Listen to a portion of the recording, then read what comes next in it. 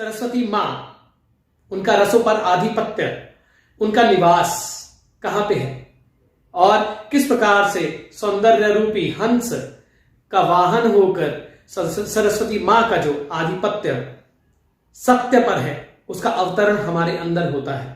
हमारे रसों के रूप में कैसे भगवती सरस्वती हमारी वाणी, जिह्वा, बुद्धि और लयबद्धता, इसकी ऊर्जा हमारे अंदर क्रिएट करती है।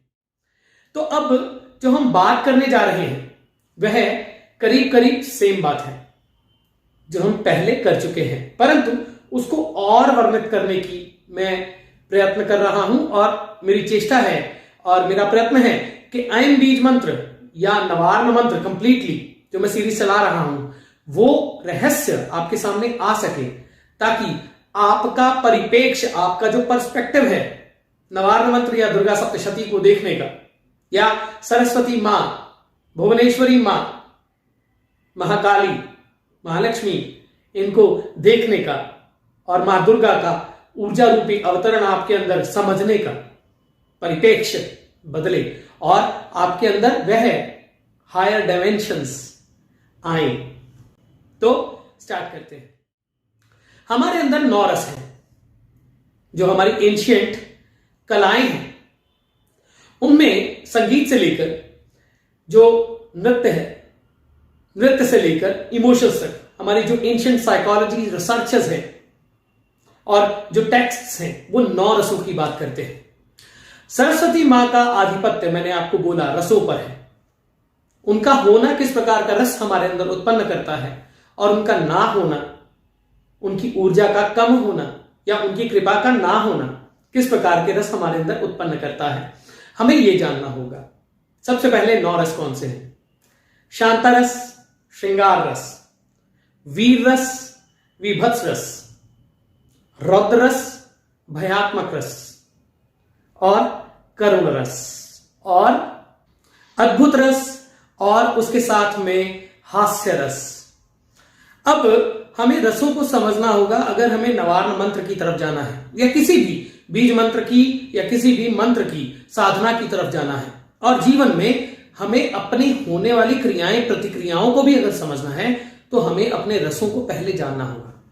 मैंने आपसे पहले डिस्कस किया कि आयुर्वेद कहता है रस, रक्त, मांस, मेद, अस्थि, मज्जा, शुक्र।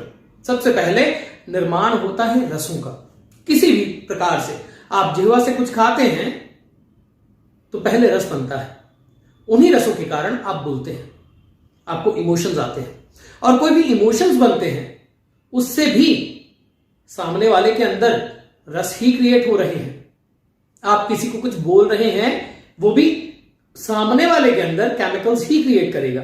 जैसे मैं जिस लय में और जिस तरीके से आपके साथ बात कर रहा हूं उसी प्रकार के रस आपके अंदर उत्पन्न होंगे। अब क्लासिफिकेशन ऑफ द रसास क्या है, इसके बारे में मैं अलग से एक पोस्ट जरूर दूंगा, परंतु इन अ नटशेल थोड़ा संक्षिप्त मैं आपसे उसके बारे में बात करता हूं। श्रृंगार, हास्य,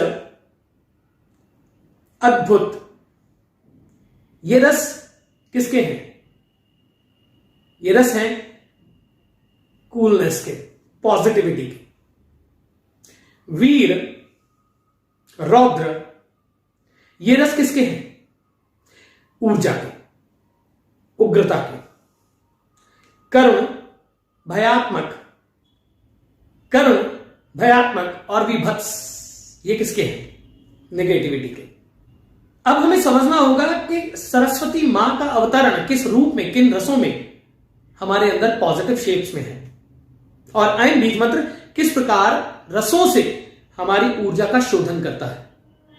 और जब हम ऐन बीज मंत्र का जाप पाठ करना शुरू करते हैं तो हमारी ऊर्जा का शोधन ऐन से कैसे होता है, यह एक बहुत लंबा टॉपिक है, परंतु इन अ नटशेल मैं आपसे इसके बारे में बात कर रहा हूं, और धीरे धीरे और भी राज इसके हम खोलने की कोशिश करेंगे। मिलकर इस जर्नी पर चलते हैं। जब व्यक्ति के जीवन में श्रृंगार, शांता और हास्यरस उत्पन्न होता है तो फिर क्या होता है?